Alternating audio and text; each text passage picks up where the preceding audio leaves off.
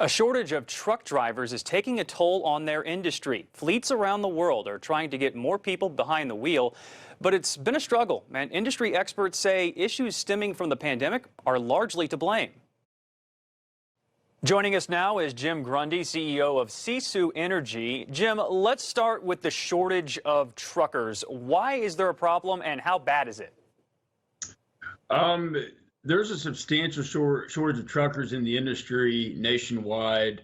In the past year, there's been estimates upwards of 40 to 50% of all truckers in the industry have left the road to pursue other ventures, if not unemployed altogether. When we consider those reasons why, number one, you have probably an overreach in federal regulations, number one, that's really limited the truckers' ability to earn income for their families. But number two, when the pandemic hit and all the manufacturing and the imports and exports were shut down, at the end of every one of those manufacturing pipelines, there's a trucker that's delivering the products around the globe. So when you shut down these manufacturing plants and commerce in general, and truckers aren't really getting the opportunity to haul freight, they can't provide for the family. So what are they supposed to do? You know this industry well. You told us drivers are making the same today that they made a generation ago. How is that?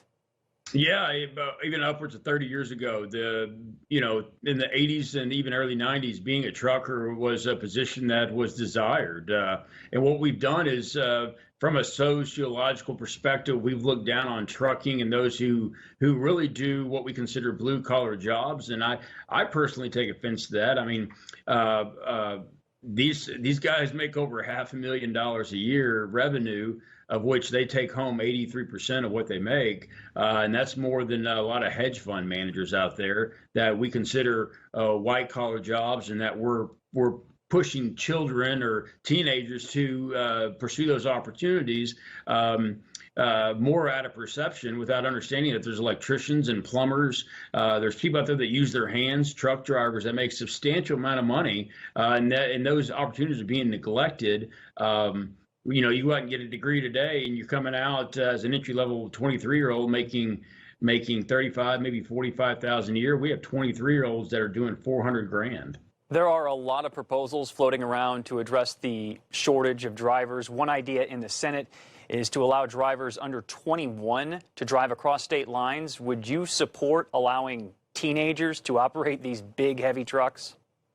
No, I think there's for instance, our company, you have to be 25 years old to work at Sisu Energy, and it's not, and a lot of that's dictated by the insurance companies. So when you open up that floodgate and you're allowing 21-year-old and under, what you're going to do is you're going to see a substantial spike in insurance premiums, because there's going to be accidents. Just as I was ill-equipped when I was 16 to have a license, navigating these roads, I think we're very much undermining that ability. These guys are professionals. They're incredibly safe, and the amount of attention and detail that they are responsible for daily when they're navigating these machines is actually incredibly impressive. Something that we all take for granted, the way you see pedestrians driving in and around tractor trailers. But these folks, it's a skilled craft. It's a craft that we take for granted, and as a society, we need to do a better job of supporting our truckers. Jim Grundy, CEO of Sisu Energy. Thank you so much for your time, Jim. I appreciate it. Absolutely. Thank you.